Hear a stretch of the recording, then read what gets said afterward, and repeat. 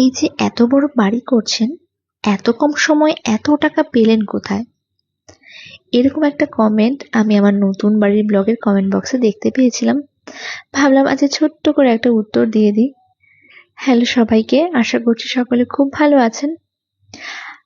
তো অনেকেরই মতে আমি খুব অল্প সময়ে অনেক টাকা উপার্জন করে ফেলেছি, আবার অনেকে মনে করছেন আমি ফেসবুক থেকে লক্ষ লক্ষ টাকা আয় করছি। আমাদের নতুন বাড়িটা করবার জন্য আমরা এতগুলো টাকা একসাথে কোথায় পেলাম, এবং আমাদের দুজনার কি আর্নিং রয়েছে যে এত বড় বাড়ি করার সাহসিকতা দেখাতে পেরেছি, আর সেটাই একটু ছোট করে আপনাদের সাথে শেয়ার করব। আচ্ছা, এবার বলি, যে দাদাভাই জানতে চাইছিলেন যে আমরা এত কম সময়ের মধ্যে এতগুলো টাকা কোথায় পেলাম, তো দাদাভাই হয়তো জানেন না, আমাদের বিয়ে হয়েছে প্রায় 17 বছর, এবং তখন থেকেই আমাদের স্বপ্ন ছিল যে আস্তে আস্তে নিজেদেরকে একটু নিজেদের পায়ে দাঁড় করাবো, এমন একটা পর্যায়ে পৌঁছাবো যে আমরা আমাদের স্বপ্নগুলো আস্তে আস্তে পূরণ করতে পারি।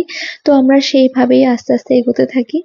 আপনাদের দাদাভাই নিজের ব্যবসাটাকে একটু একটু করে বাড়াতে থাকে, এবং আমিও যাতে সবকিছুতে একটু কন্ট্রিবিউট করতে পারি, তার জন্য অ্যাজ এ মেকআপ আর্টিস্ট কাজ করা শুরু করি। আমাদের আশেপাশে বরাবরই এমন কিছু মানুষজন থাকবে যারা অন্য কারো সফলতাকে সুন্দরভাবে নিতে পারে না। তো আজকের ব্লগটা এবার আসি। আজকের ব্লগটা শুরু করেছিলাম একদম সন্ধ্যেবেলা থেকে। আপনাদের অনেকেই জানতে চাচ্ছিলেন যে আমি ঘরের সব কাজ সামলে, মেয়েদের সামলে কখন ভিডিও রেকর্ড করি, কখন সেগুলো এডিট করি, এত সময় কিভাবে আমি মেনটেন করি। তো আজকে সেটাই আপনাদের সাথে শেয়ার করব। আসলে কি বলুন তো, আমি একদম সন্ধ্যে থেকে রাতের শোয়ার আগে পর্যন্ত বেশ কয়েকটা কাজ কিন্তু গুছিয়ে রেখে দিই, যেগুলো আমাকে পরের দিন হয়তো করতে হতো। তো আমি সেগুলো আগের দিন করে রেখে দিই, যাতে পরের দিন আমার প্রেশারটা একটু কম পড়ে। তো আজকেও আমার কয়েকটা ভিডিও রেকর্ড করার ছিল।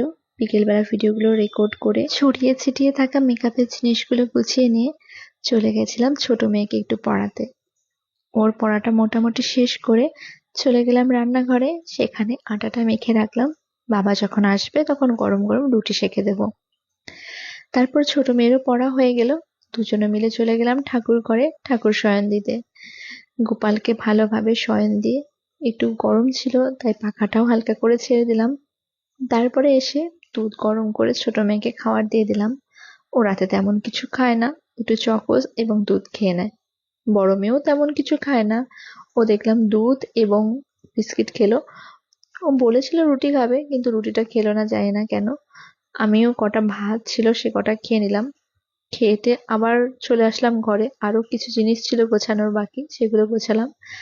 আর এই নথের ডিজাইনটা তো আপনারা অলরেডি দেখেছেন। তো বড় মেয়ে একটু পরে দেখছিল যে ওকে কেমন লাগে, ও বললো ডিজাইনটা বেশ ভালো, আমার বেশ পছন্দ হয়েছে। এবারে চলে গেলাম সব ঘরে বেড কভার গুলো চেঞ্জ করতে। প্রায় 4-5 দিন হয়েছে বেড কভার গুলো চেঞ্জ করা হয়নি। আগামীকাল বড় মেয়ে গানের স্যার আসবেন, তাই বেডশিট গুলো চেঞ্জ করাও একটু জরুরি ছিল, বিশেষ করে বড় মেয়ের ঘরেরটা।